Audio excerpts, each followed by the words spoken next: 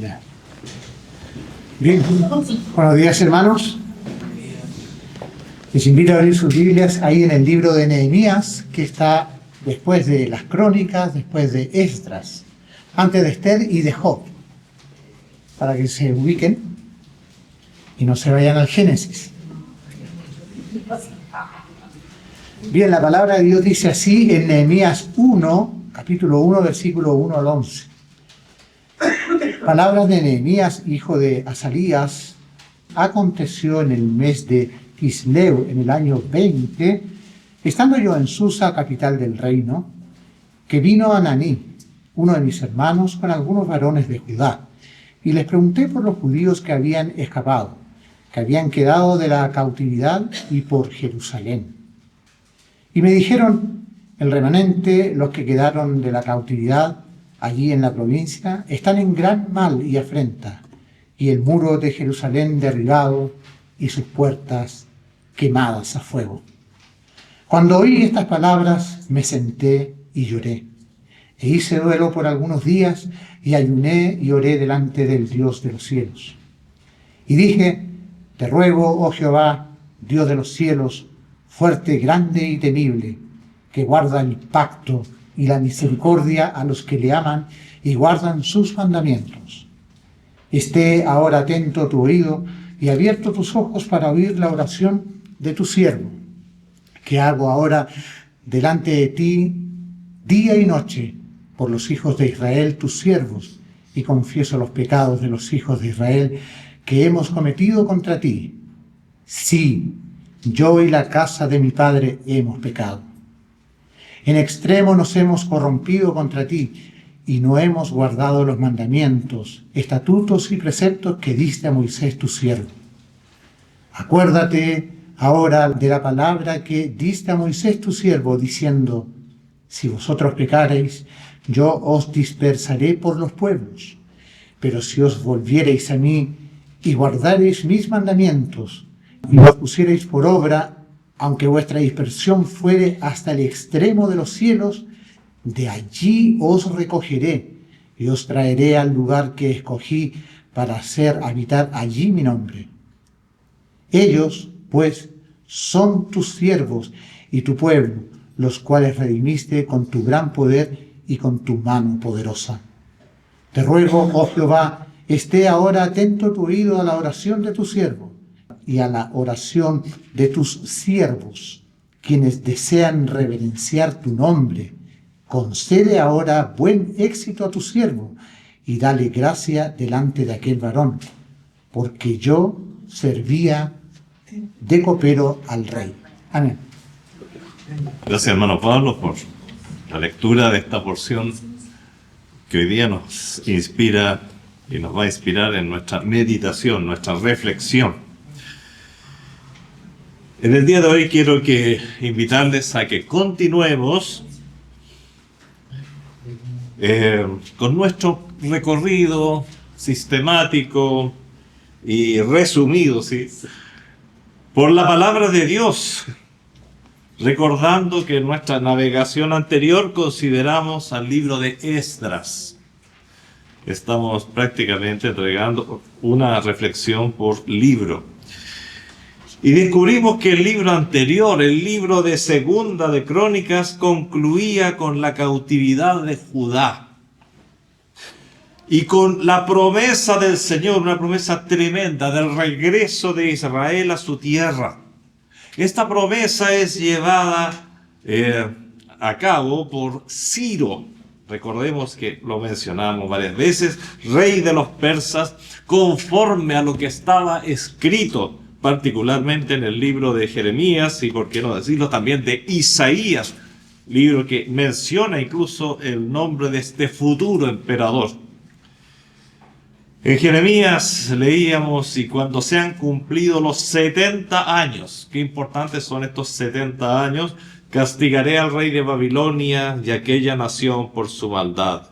Más adelante agrega, y esto también lo leíamos en aquella oportunidad, el profeta dice en el verso 29:10, porque así dijo Jehová, cuando en Babilonia se cumplan, y aquí está de nuevo, los 70 años, yo os visitaré y despertaré sobre vosotros mi buena palabra para haceros volver a este lugar. Estamos en este momento, el regreso todavía, la conclusión de los 70 años y lo que está sucediendo, cómo se está materializando, cómo se está llevando a cabo este regreso.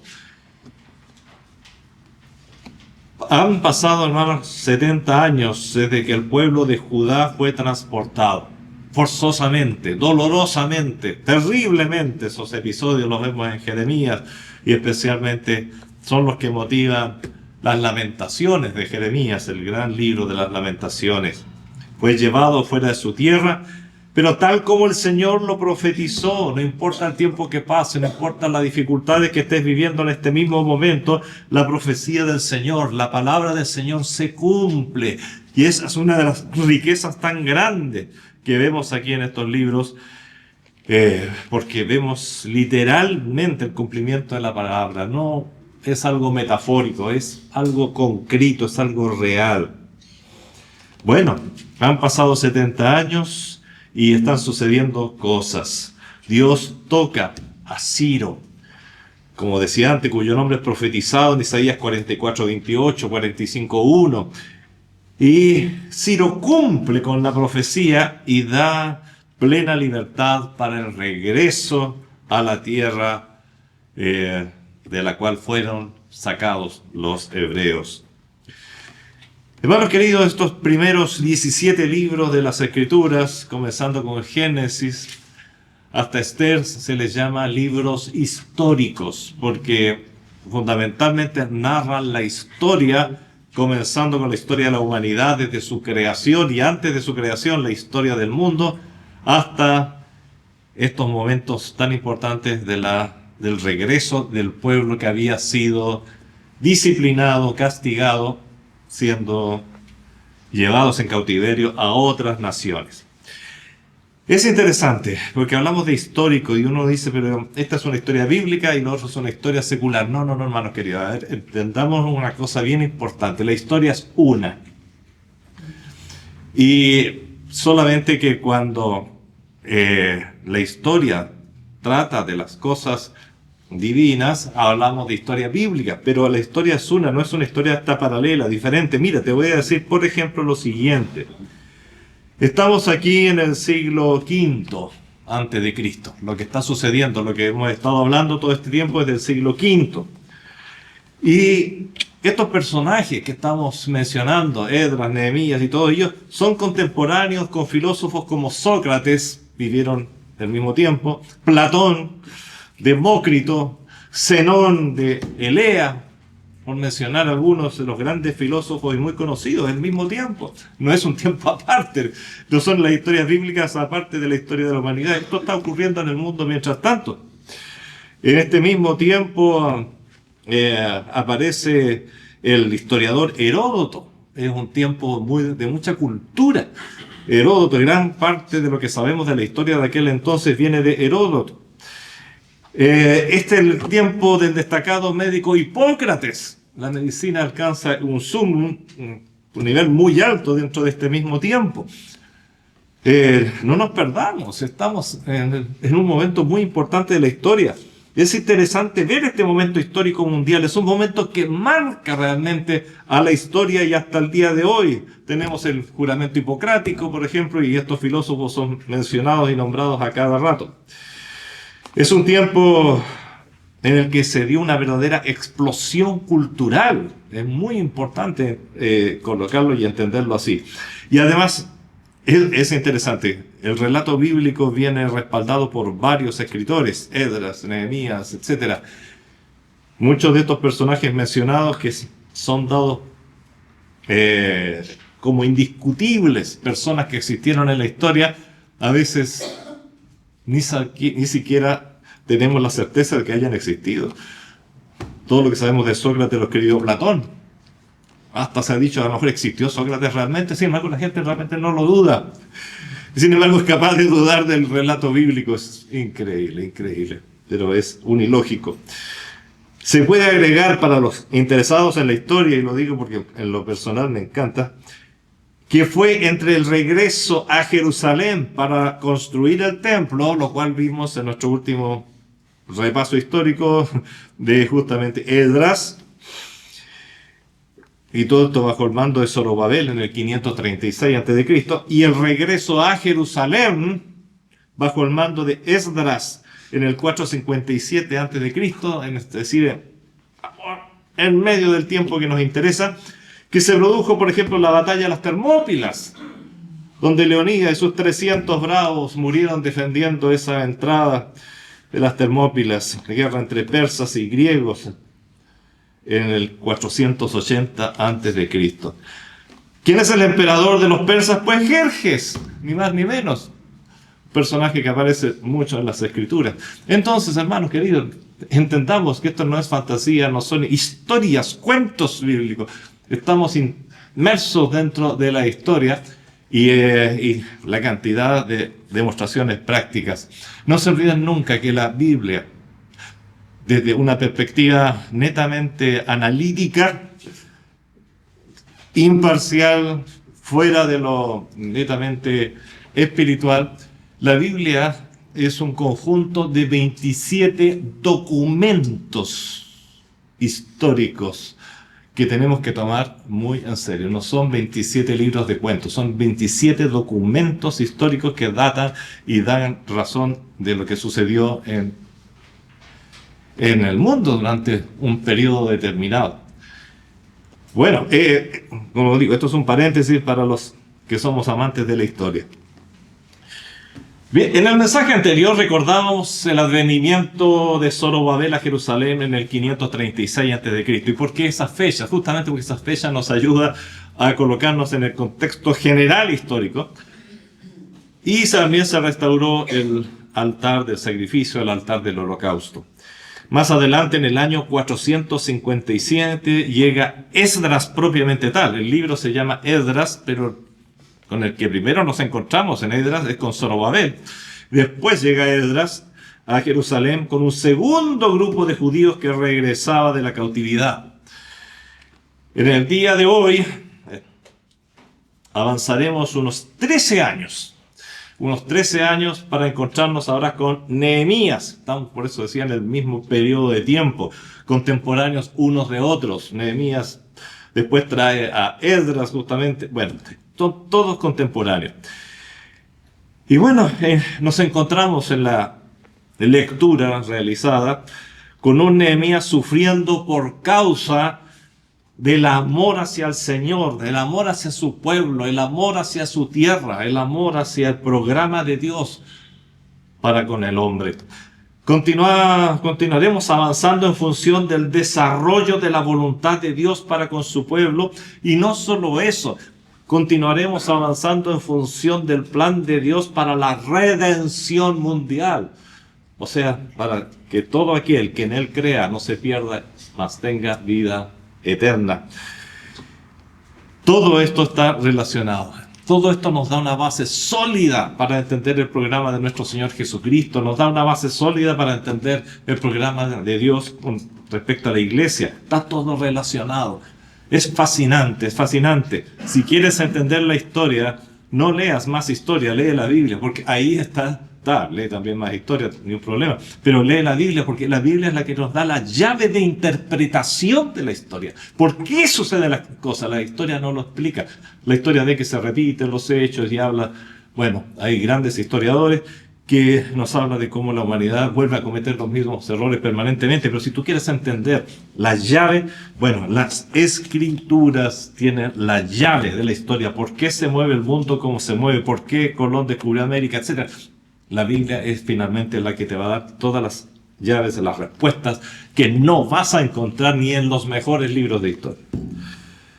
Nehemías es nuestro personaje de hoy. Nehemías, hijo de Acalías. Nehemías, al igual que Esdras, al igual que Daniel, al igual que Ananías, Misael, Azarías, ¿se acuerdan los amigos de Daniel? Al igual que Mardoqueo, al igual que Esther, fue una persona brillante, brillante.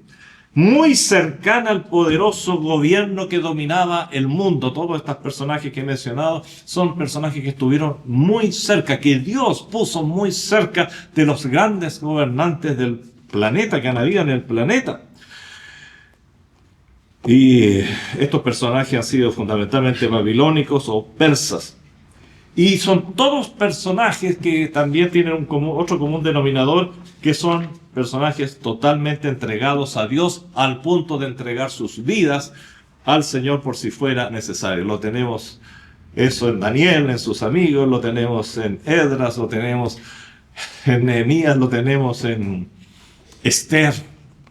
Personas totalmente entregadas. Y si he de morir, que muera, dice Esther en un momento, cuando tiene que presentarse ante el Señor, ante el Señor del mundo, para interceder por su pueblo. Bueno, son personas totalmente entregadas.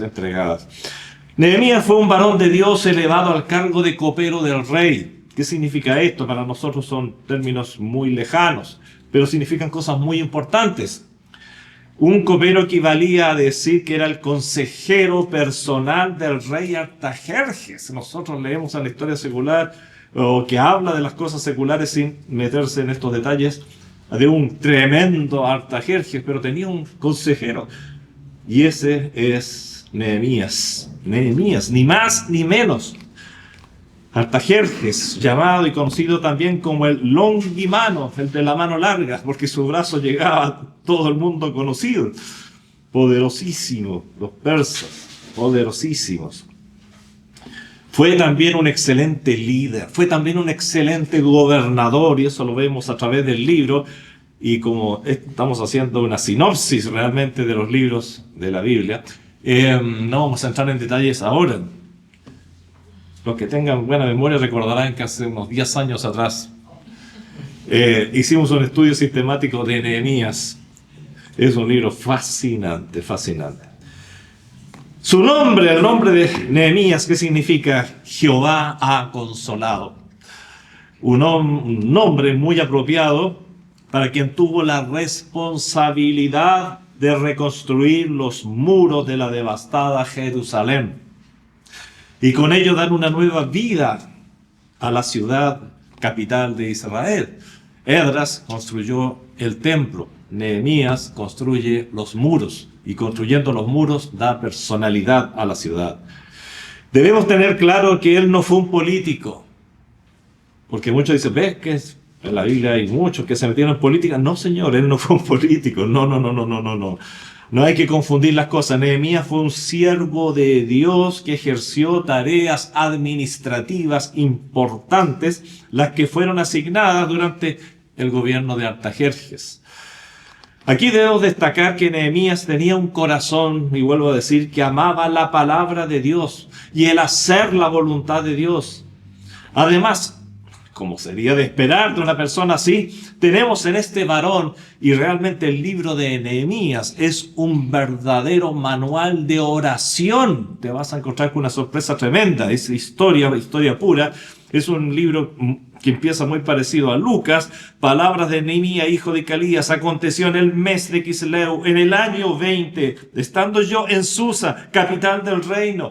Te da el cuándo, te da el por qué, te da el lugar. Es historia pura. Es un libro considerado como un diario de vida, porque es Nehemías mismo que escribe y va contando sus experiencias. Es fascinante, te lo recomiendo. Los que están leyendo la Biblia en un año ya han pasado Nehemías hace un ratito, porque nos hemos quedado atrás por otros temas importantes también. Así que ese es Nehemías.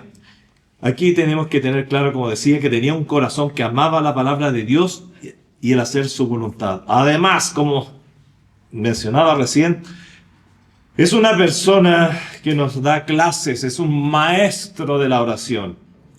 Por medio del libro que lleva su nombre se va viendo en forma muy práctica cómo él va venciendo los problemas. Muchas veces tenemos tantos problemas y lo menos que hacemos es leer las Escrituras. Un libro de solución de problemas mediante la oración es Nehemías. Sí, allí en el Antiguo Testamento, Nehemías, te lo recomiendo otra vez. Porque ahí vemos en forma muy práctica cómo él va venciendo problema tras problema, usando las armas que le proporciona el cielo. Nehemías recibe noticias conmovedoras. Fíjense en los primeros 3 versículos. Palabras de Nehemías, nos coloca en el tiempo, en el lugar y también el porqué de lo que está sucediendo y de lo que va a acontecer en forma inmediata. Dice que estando identificando el tiempo y el lugar, vino Ananí, uno de mis hermanos con algunos varones de Judá, y les pregunté por los judíos que habían escapado, que habían quedado de la cautividad, y por Jerusalén. Y me dijeron: el remanente, los que quedaron de la cautividad allí en la provincia, están en gran mal y afrenta, y el muro de Jerusalén derribado y sus puertas quemadas a fuego. Las cosas estaban mal. Bueno, habíamos visto antes en Esdras que se había reconstruido el altar, se había reconstruido el templo completo, pero no los muros. Y ellos estaban rodeados de enemigos, de gente que los odiaban, pero muchísimo. Y estaba mala la cosa. Sí, había un templo, claro que había un templo, pero no había identidad, faltaba lo que te da un muro. Especialmente en aquel entonces faltaba la identidad y te faltaba la autoridad.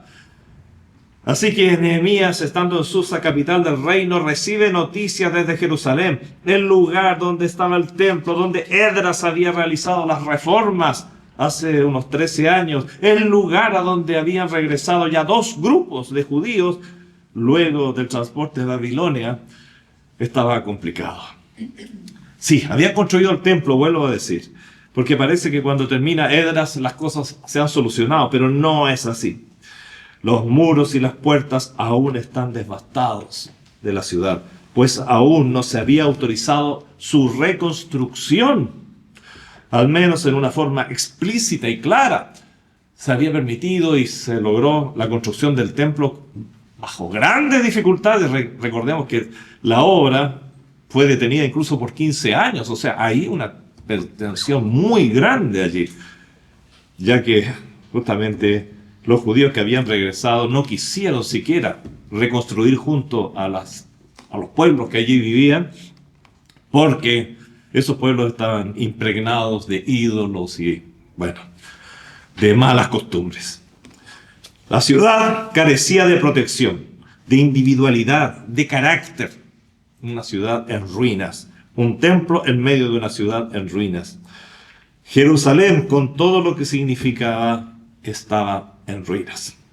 El corazón de Nehemías se conmueve ante la imagen que le pintaban estos, puede ser parientes o amigos, hermanos en cuanto a la sangre, o en cuanto a la sangre judía, me refiero, puede ser. Y a él le duele esto. Y esto es interesante porque aquí hay todo un tema que uno puede tomar en forma individual. Porque el corazón del creyente se torna sensible, hermanos queridos. Y con mayor razón por las cosas que conciernen a su Señor y Dios, a nuestro Señor. No olvidemos que el fruto del Espíritu, y ahora trasladándonos al Nuevo Testamento, consiste entre otras cosas de paciencia, benignidad, bondad, mansedumbre, templanza. Y notamos que son actitudes asociadas con el prójimo. Si hablo de fe, gozo, están relacionados conmigo, pero aquí se relacionan todos con mi prójimo. ¿Con quién voy a tener paciencia? Con mi prójimo. ¿Con quién tengo benignidad? Con mi prójimo. Bondad con mi prójimo. Mansedumbre con mi prójimo. Templanza con mi prójimo. Es muy interesante cómo cambia el carácter, cómo cambia la personalidad. Incluso podríamos decir, en muchos casos, de una persona cuando se convierte. Porque, entre otras cosas, adquiere esta sensibilidad para con el prójimo. Por eso los cristianos narcisistas, los que se aman a sí mismos, los yoístas, los egoístas, no cuadran con un convertido. Y cuando uno ve por aquí y por allá, una persona con estas características dice, bueno, ¿es convertido realmente? El nuevo hombre es sensible ante el dolor, ante las cosas que incumben al prójimo. Es sensible, el cristiano es sensible. No es que mi personalidad, es que mi carácter, allá tu carácter y tu personalidad, el Espíritu Santo trabaja y te hace una persona sensible. Pero sobre todo lo concerniente a la dimensión espiritual. Mira, antes de la conversión no te importaba el destino eterno de los demás, incluyendo a aquellos que amabas. Pero ahora es tu principal preocupación. Y quizás hasta no puedas dormir pensando que tus parientes, tus sobrinos, tus hijos, tus hermanos aún no conocen a Cristo como Salvador. Antes poco o nada te importaban las iglesias perseguidas en el mundo, por las que estamos orando todas las semanas. No te importaba saber que cristianos sufren por su fe. Hoy día nos duele. Oramos por ellos. Hay un cambio. Hay un cambio. El apóstol Pablo es muy sincero al declarar la profunda preocupación y dolor que le causaban los problemas en las iglesias. No es que el cristiano no puede tener preocupaciones. Claro que las puede tener. Pablo las declara. Porque si no hay preocupaciones, no significa que no hay sensibilidad. Claro, tenemos que aprender a dejarlas ante el Señor. Ese es otro tema. Otro tema. Pero sí deben nacer las preocupaciones. Nace en Pablo una nueva sensibilidad. Antes con furia, dice, con odio, persiguiendo a la iglesia, y ahora preocupado, sensible, sufriendo por esas iglesias. Un cambio, tiene que haber un cambio. Si no hay cambio, entonces no hay conversión, simplemente. Uno llega a esa conclusión. Es bastante fuerte, pero no, personas insensibles es muy raro. El nuevo hombre también tiene nuevas preocupaciones. Ahora la voluntad del Señor es también nuestra voluntad, y eso es lo que vemos en Nehemías. El Salmo 119, 35, me encanta ese verso por lo que dice: guíame por la senda de tus mandamientos, porque en ella tengo mi voluntad, en esa senda, el hacer tu voluntad.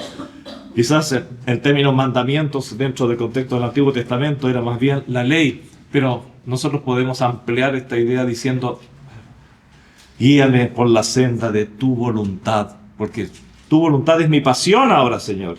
En ella tengo yo mi voluntad, en lo que es tu voluntad. Si eso es tuyo, guardando la distancia, podemos extrapolar el pensamiento de esta manera. Tus preocupaciones, Señor, ahora son también mis preocupaciones. Tu voluntad es también mi voluntad. Bueno, buena instancia para reflexionar sobre nuestra realidad. Volvamos al muro, volvamos a las puertas de Jerusalén y volvamos a la preocupación de Nehemías.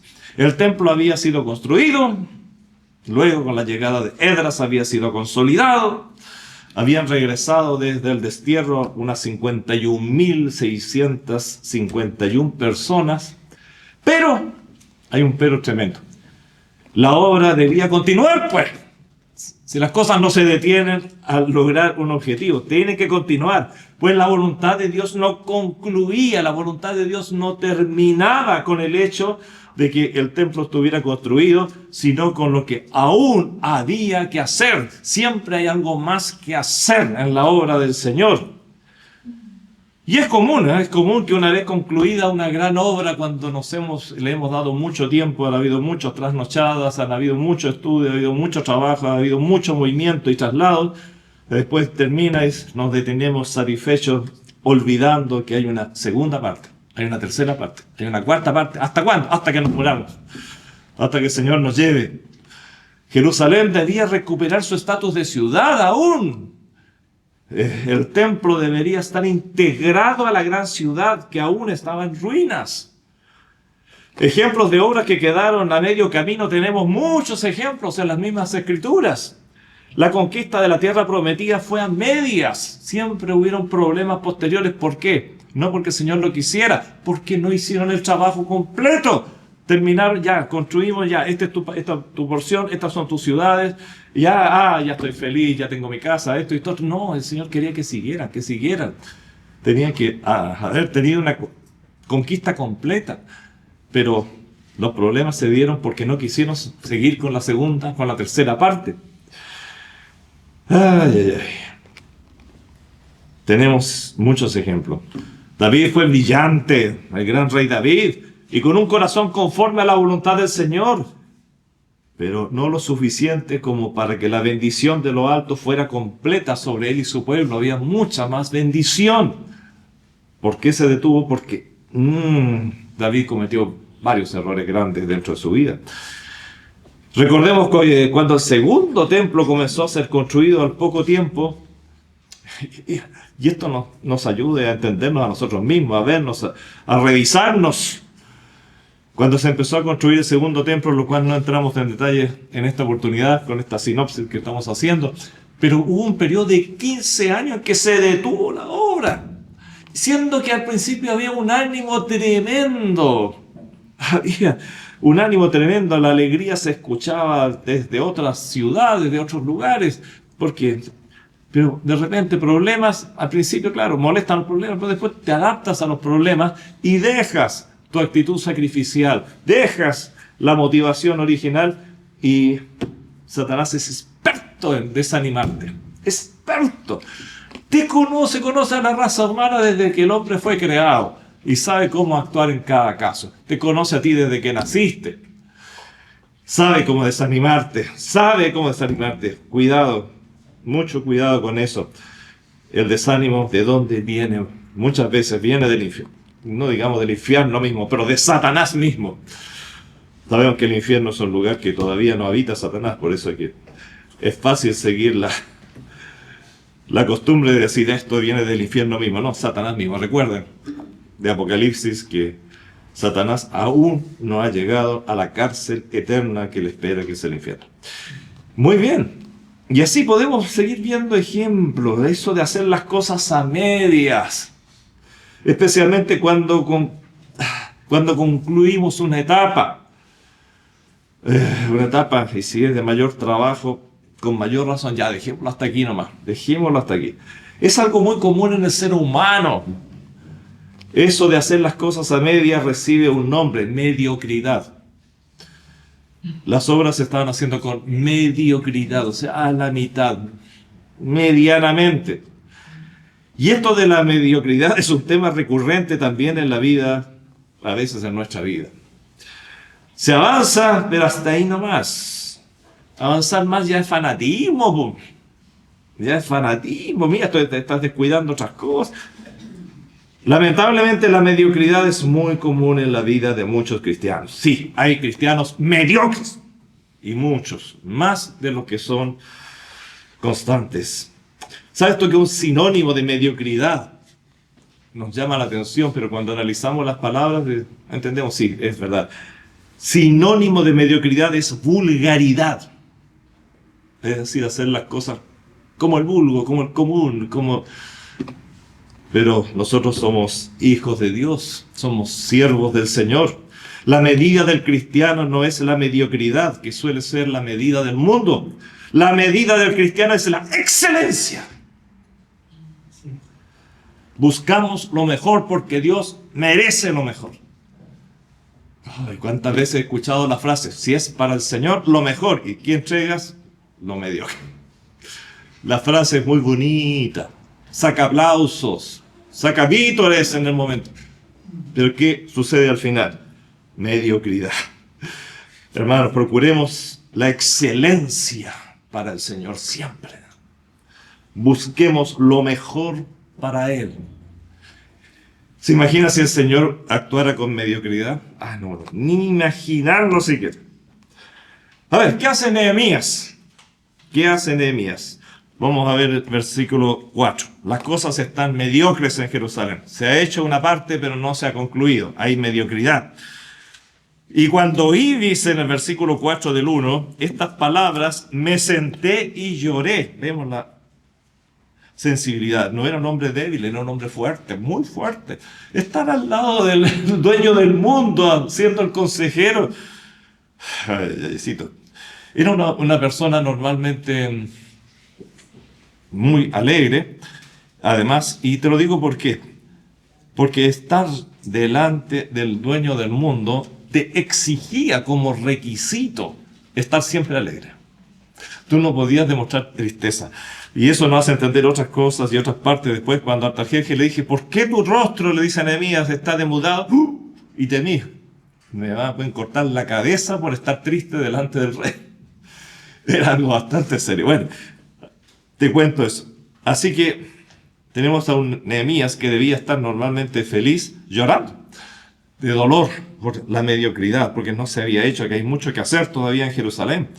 E hice duelo por algunos días, y ayuné, y oré delante del Dios de los cielos. Comienzan las oraciones de Nehemías, que es maravilloso.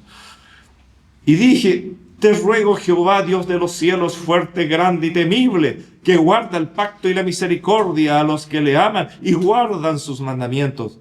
Esté ahora atento tu oído y abiertos tus ojos para oír la oración de tu siervo, que hago ahora delante de ti, día y noche por los hijos de Israel, tus siervos, y confieso los pecados de los hijos de Israel que hemos cometido contra ti. Sí, yo y la casa de mi padre hemos pecado. En extremo nos hemos corrompido contra ti y no hemos guardado los mandamientos, estatutos y preceptos que diste a Moisés, tu siervo. Acuérdate ahora de la palabra que diste a Moisés, tu siervo, diciendo, si vuestros pecados yo los dispersare por los pueblos, si vosotros pecareis, yo os dispersaré por los pueblos, pero si os volviereis a mí y guardareis mis mandamientos y los pusiereis por obra, aunque vuestra dispersión fuere hasta el extremo de los cielos, de allí os recogeré y os traeré al lugar que escogí para hacer habitar allí mi nombre. Ellos, pues, son tus siervos, le dice Nehemías al Señor, y tu pueblo, los cuales redimiste con tu gran poder, recordando la salida de Egipto, y con tu mano poderosa. Te ruego, Jehová, esté ahora atento tu oído a la oración, son los versículos que tenemos allí, de tu siervo y a la oración de tus siervos, quienes desean reverenciar tu nombre. Concede ahora buen éxito a tu siervo y dale gracia delante de aquel varón, porque yo servía de copero al rey. Una nota en su diario de vida. Hermanos, qué lindo. Bueno, hay tareas pendientes. Al igual que Esdras, Nehemías muestra las características de un auténtico justo, sensible a los sucesos relacionados con la obra del Señor. Qué importante. Acude de inmediato ante el Señor. Se humilla ante el Señor. Reconoce los pecados propios de la familia y del pueblo. No, Nehemías no trata de ganar una discusión al Señor. Simplemente reconoce. Nehemías es sensible, pero no de las personas que se quedan llorando por sus males. Hay tantos que hasta ahí llegan bien, pero no, Nehemías tiene que saber que tiene que llegar más adelante. Él acude pronto al Señor, sabe que toda solución viene del cielo, está seguro de eso. Nehemías, al igual que David, al igual que Esdras y los grandes hombres de Dios, sabe que el Señor es perdonador, lo menciona en la oración que leímos recién, y capaz de realizar grandes cosas por su pueblo, pero primero debe haber reconocimiento de pecado, confesión de estos y demostrar un sincero arrepentimiento. Todo esto está en la oración que leíamos recién. Reconocimiento y confesión, versos 6 y 7, arrepentimiento, 9 y 11, constancia en la oración, oraba día y noche, verso 6, solicitud por el favor del Señor, verso 11. Hermanos, bueno, siempre estas situaciones nos llevan a preguntarnos, ¿qué hacemos nosotros cuando recibimos malas noticias? ¿Qué hacemos si sabemos que nuestros hijos están en malos pasos? ¿Qué hacemos cuando una gran frustración inunda nuestro corazón y mente? ¿Qué hacemos si nos enteramos que tenemos una enfermedad grave? ¿Qué hacemos si sabemos que un peligro se cierne sobre nosotros? ¿Qué hacemos cuando perdemos el apoyo de quienes están a nuestro lado? ¿Qué hacemos regularmente cuando el matrimonio entra en una crisis destructiva? En el libro de Nehemías encontramos respuestas para todas las situaciones típicas de la vida. Y aquí las grandes preguntas. ¿Tienes tú acceso al cielo como lo tenía Nehemías? Si eres una persona que ha renacido reconociendo a Cristo como su Salvador, entonces la respuesta es sí. No tenemos un sumo sacerdote que no pueda compadecerse de nuestra condición, sino, dice Hebreos 4:1, que fue tentado en todo conforme a nuestra naturaleza, nuestra imagen, nuestra semejanza. Él entiende. Por lo tanto, dice que lleguemos con toda confianza al trono de la gracia. Dios quiere restablecer la conexión con nosotros cuando nosotros la hemos cortado. Es el más interesado. En otras palabras, cuando se ha restablecido la paz con Dios, con ello la relación y la conexión con Dios, es decir, la capacidad de hablar y recibir respuestas desde el trono de Dios, bueno, usemos ese tremendo servicio telefónico, por llamarlo de alguna manera en lenguaje moderno. Y si tenemos una conexión directa al cielo, ¿has cuidado esa conexión? Todos sabemos que no basta con tener un teléfono y un número. Hay cosas que pueden obstaculizar la señal, obstaculizar la llamada. No estar, por ejemplo, en el lugar adecuado. El lugar donde estamos es importantísimo. Puedes orar mientras participas de una fiesta que no tiene nada de santo, por ejemplo, y después va, ay, ¿por qué el Señor? ¿Por qué el Señor? Siempre echándole la culpa al Señor. Tenemos que poner cuidado porque sabemos que las conexiones telefónicas son interrumpidas por edificios, son interrumpidas por montañas, son interrumpidas. Procuremos no estar cerca de esas montañas ni de esos edificios. Hermanos, no tener la cuenta al día, el no pago de un día a veces puede bastar para que una señal sea interrumpida.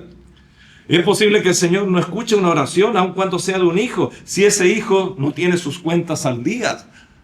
Si estás en pecado, no puedes pedir mientras te mantienes en pecado. No puedes pedir si no lo haces en la voluntad del Señor.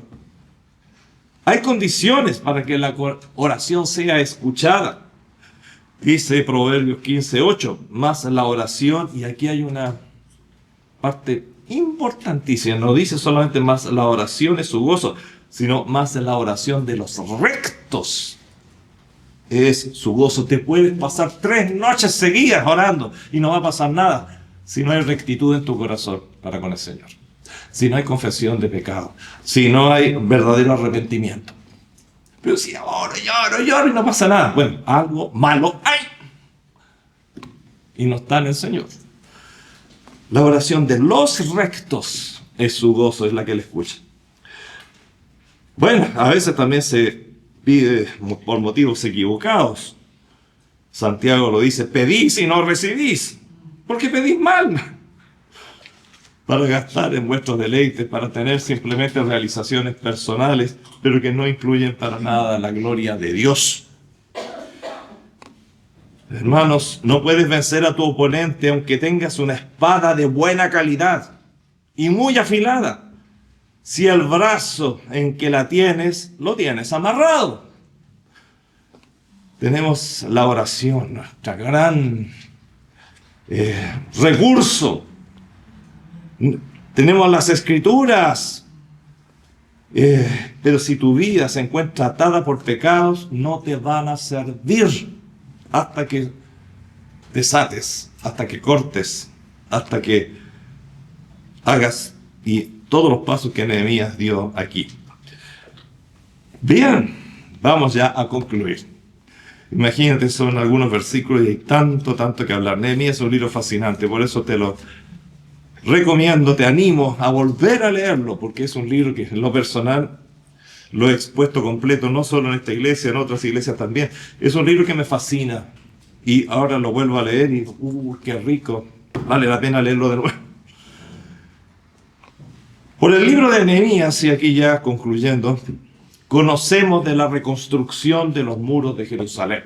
Gracias a esta perseverancia, te voy a hacer un spoiler, creo que se llama, te voy a contar cómo termina el libro. Realmente, gracias a esta oración permanente, Nehemías logra reconstruir los muros y darle a Jerusalén un estatus de ciudad nuevamente, ciudad independiente. Muy bonito, incluso determina quiénes van a vivir dentro de los muros, quiénes van a formar. Es precioso como arma de nuevo a Jerusalén.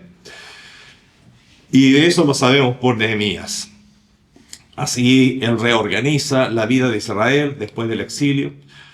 Y en la introducción del libro, lo que vimos ahora, que es la introducción solamente, hemos visto la sensibilidad de un auténtico siervo de Dios por los temas que preocupan a su Señor. Hemos visto que debilidad, y si lees todo el libro te vas a convencer más de esto, no es sinónimo, el ser sensible a las cosas del Señor no es sinónimo de debilidad. Nehemías fue un hombre fuerte, poderoso, no temió a la muerte, etcétera, etcétera, pero sensible a las cosas del Señor. Son dos cosas distintas. Vemos a través de Nehemías las acciones inmediatas que él toma siempre ante un problema. Le vemos siempre mirar hacia el cielo, por eso el título del mensaje, con la vista puesta en los cielos. Nehemías nos muestra esa actitud del varón de Dios, la mujer de Dios. Él mira al cielo, reconoce el pecado, muestra arrepentimiento, solicita la dirección divina para continuar en la búsqueda de la completa realización, no la mediocridad. Por favor, que tu vida no sea mediocre, Señor. Hasta aquí te entrego mi vida, es re mediocre. Sí, soy salvo hace 15 años, pero aquí estoy mediocrito todavía, Señor. Es que hago lo que puedo. No, Señor quiere hacer de ti alguien de excelencia, un triunfador auténtico, no que esos triunfadores del mundo, sino los que Dios hace. Y así, gracias a Nehemías, se realiza la obra completa, todo lo que faltaba. Al meditar en estos 11 versículos considerados hoy día, es imposible realmente no aplicarlos a la propia vida. ¿Y cómo los aplico? En lo personal, bueno, examinándome a la luz de ellos. Y siempre las preguntas son útiles. ¿Qué tan sensible soy frente a los temas que le preocupan a mi Señor? No tanto los que le preocupan a mi prójimo, sino los que le preocupan a mi Señor. Partamos de ahí. ¿Hay obras obstaculizadas y detenidas que me conciernen? A veces esas obras en la propia construcción de mi vida en el Señor. ¿Cómo está el canal de comunicación con el trono celestial? ¿Hay faltas que están pendientes de confesar? Concluyo con el Salmo 48. El hacer tu voluntad, Dios mío, me ha agradado. Pensémonos 3, 4, 5 veces. No es lo normal, ni aún en los cristianos muchas veces. El hacer tu voluntad es lo que trato de evitar, Señor. Qué lindo es con un corazón completamente rendido al Señor poder decir, el hacer tu voluntad, Dios mío, me ha agradado. Y tu ley está en medio de mi corazón. Hoy día enfatizaríamos el tema de tu voluntad, Señor, está en medio de mi corazón. Quiero hacer lo que tú quieres hacer. Ahí está mi realización. Ahí está la excelencia. Padre Celestial, te doy gracias por este gigante, Señor, Nehemías, y por todo lo que podemos aprender de él, Señor, hoy día, tantos años después, Señor, de acontecidos, los hechos que estamos leyendo. Gracias, Señor, por las lecciones que podemos sacar de allí. Y por favor, sigue hablándonos, Señor. No nos dejes tranquilos, por favor, Señor. Tantas veces salimos por la puerta de la iglesia y ya con la preocupación del almuerzo, de la reunión familiar, se nos olvida todo lo que quisiste enseñarnos, Señor. No, Señor. Te pido, te ruego que no nos dejes tranquilos, que sigas hablándonos, Señor, durante toda la semana, Padre, y más, lo que sea necesario para que hayan realmente cambios en nosotros, Señor, para tu gloria, para tu honra y para nuestro bien, Señor. Gracias, en el nombre de Jesús. Amén.